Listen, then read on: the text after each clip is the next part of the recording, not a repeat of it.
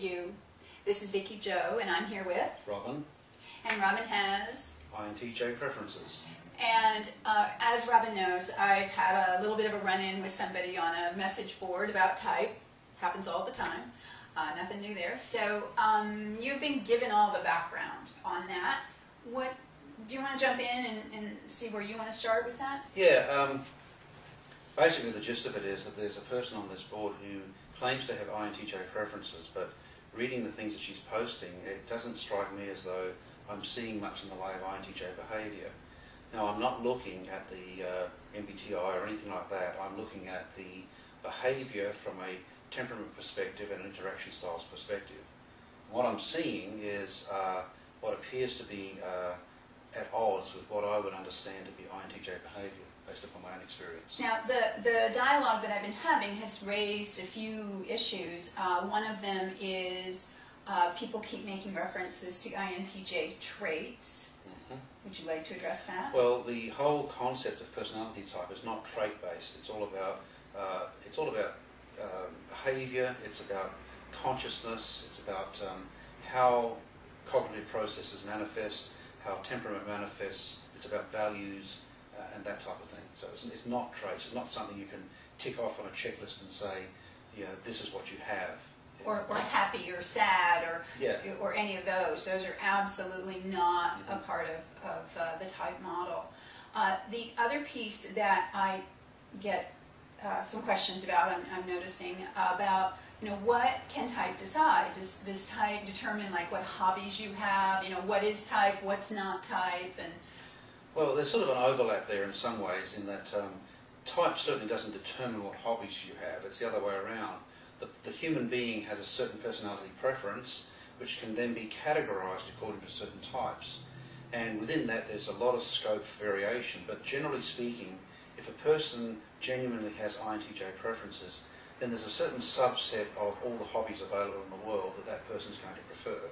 Just like there's a certain subset of hobbies that any ENFP would prefer.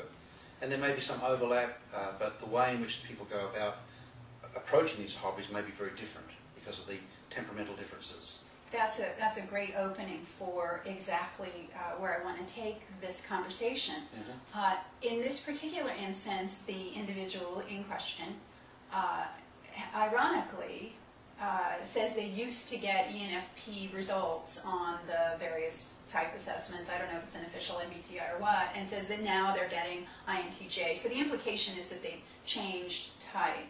Actually, do you want to address that? Well, very briefly, type doesn't change, and there's been various studies that have shown that your personality type preferences are innate and will always be there. What does change, however, is the way in which you use those, and that changes as a result of adaptability due to circumstances surrounding you, your family, your peer group, the society you grow up in, as well as circumstantial or contextual.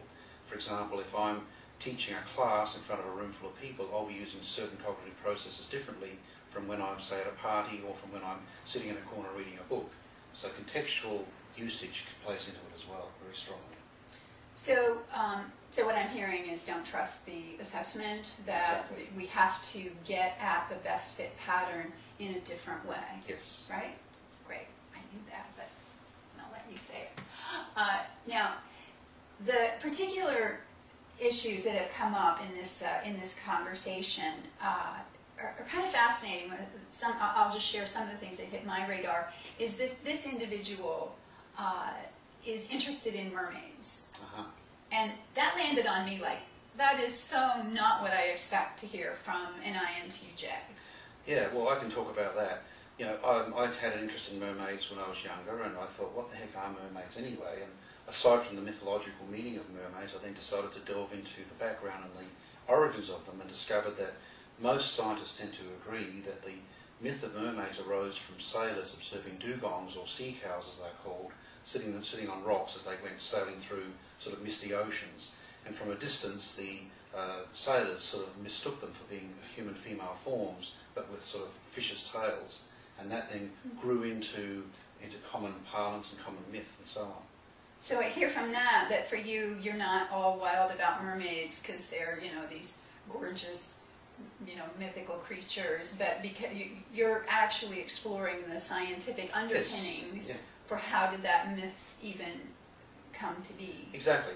And then you could also go into the psychological meaning or the archetypal meaning of the mermaid, how they fit into the human psyche, how they fit into the collective unconscious, how they fit into societal myths and legends, how they fit into maybe one's own personal growth and stuff like that. There's all kinds of ways that they could be used symbolically. And what I'm hearing is that's the way an INTJ approaches it. Absolutely. Which I'm noticing, like a friend of mine has ENFP preferences, and for him the magic of the mermaid is there's a story in it. It is the magical mythology, and he loves princes and poppers and unicorns and mermaids and all of that mythology. Because there's something else. I don't know if I even know what that is. But well, what I've observed with ENFP... Fantasy is the word. Fantasy, yeah. I've known a lot of the ENFP colleagues and friends and so on, and it seems as though they take these things on faith. To them, it's a matter of faith. Mermaids exist. How can they not? There's enough evidence to say that. And many times I sort of say, I have a friend or a cousin or somebody that I know and trust who's seen the fairies at the bottom of the garden, who's seen the mermaids on the rocks when out sailing and so on, and they take it on faith. And what you're pointing out there, and I hear this right now in this conversation, is that I know that people with the NF and their code tend to display credulity, that, which can sometimes look like gullibility. They'll fall for anything.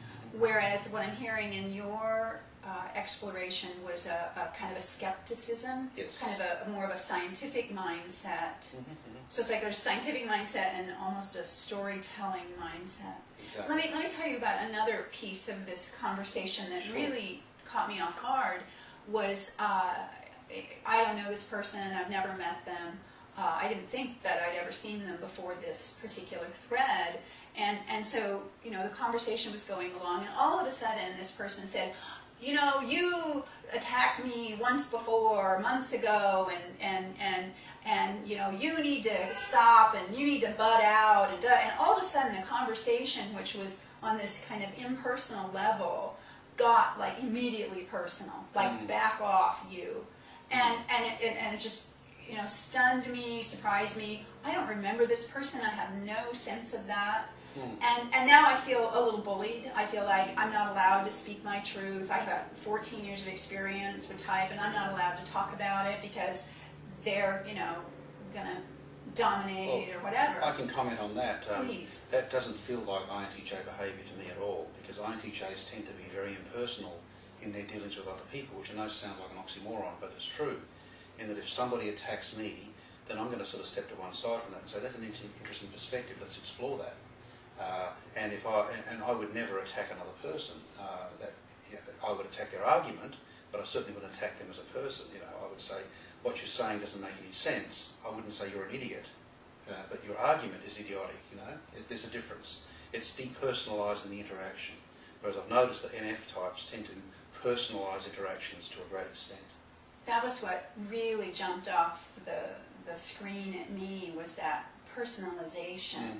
Because I know I personalize very much, yes. And I know you don't. I remember there was a circumstance where you kept talking about the client, and we went and we met this individual, and she was a lovely person, and you never said to me, this is the client. I never made that connection. So years later, I still had no idea. Yep, exactly. So do you have any final thoughts or observations to share?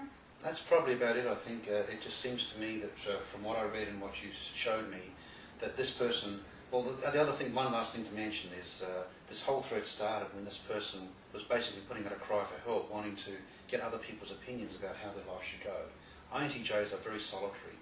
We tend to go and do research by ourselves, find out for ourselves what's best for ourselves. We very rarely, if ever, call out for help from other people. Sometimes to our own detriment, but that's the way we are. Great. Yeah, that was what I noticed too. So hopefully this gives you something to chew on, and thanks, Robin. Very welcome.